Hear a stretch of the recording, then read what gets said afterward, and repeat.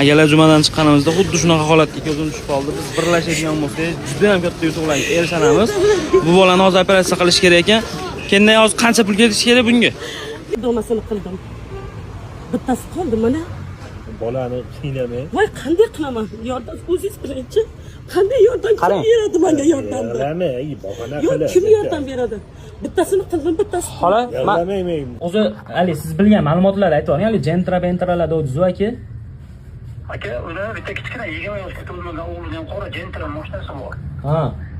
Ismi nima Ular uni? yana qanaqa 5-4 ming dollarlik mototsikllar beribdi. Mana shu bir hafta cholda minib kelib oldim deb maqtay ko'rsatuvdi. Asadbek degan o'g'illari bor. Ismlari nima?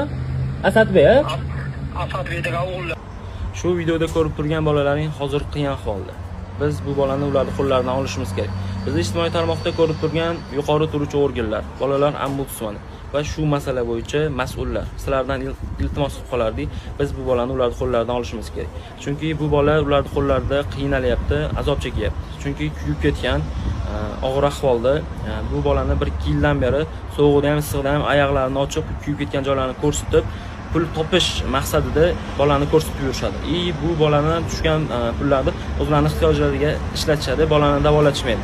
Shuning uchun sizlardan iltimos qilib qolardim, iloji boricha tanishlaringga jo'natib, videoni keng tarqalishiga hissalaringni qo'shsalaring, xursand bo'lardim. Istoriyalaringga joylasalaring, istoriyalaringga qo'yishlaringni ham so'rab qolgan bo'lardim.